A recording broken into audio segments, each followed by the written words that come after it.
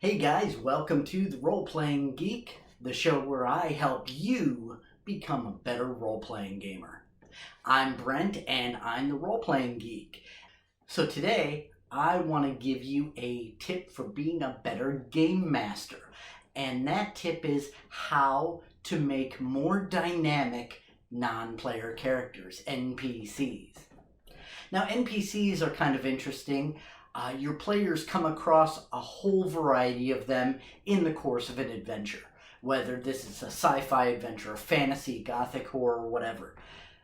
And whether you're running a module might tell you the basic information, the NPC stats, their name, their race, their gender, and some tips about their personality.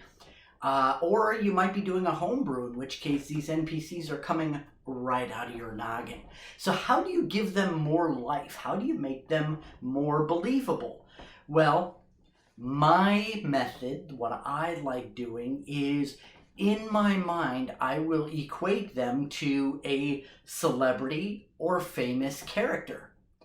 And I will put that picture in my mind, and then I will describe that person, and I will try to imitate their voice. So for instance, I could say, you knock on the door and it is answered by a kindly old man who you assume is the wizard you came to find. He has kind of a friendly grandfatherly face with graying hair with some baldness on top. His eyes are kind but tired. And he looks at you and says, "Oh, well, come on then. I've been expecting you." Now that was just a simple thing I came up off the top of my head.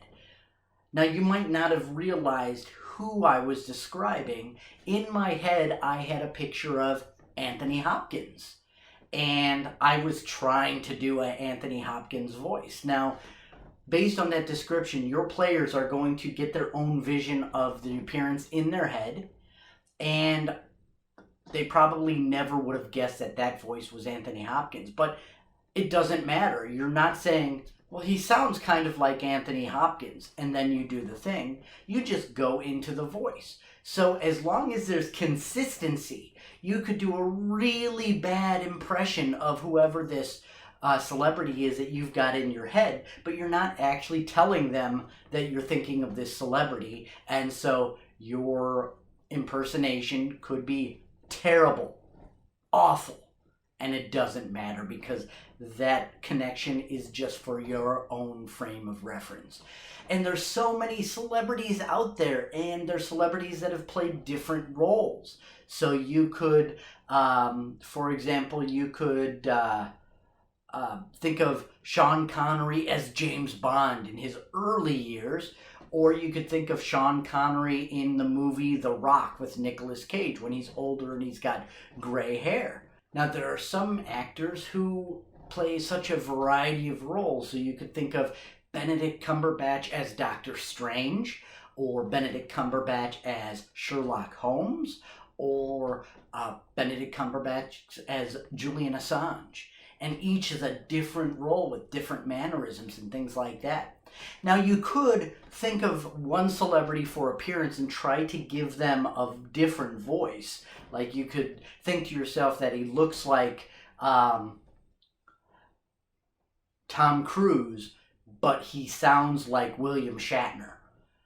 You could go that far. To me, in my own head, that gets a little confusing, so I just stick with a celebrity and their real voice. And again, that's just in their head. So when I'm preparing for a gaming session, I will write the NPC's name, and then in brackets, I'll put who the celebrity is that they remind me of. So, or that I'm picturing for them. So you could describe the person, and let's say your players walk into a bar, and you can say, the bartender is a tall, thin man with very dark skin.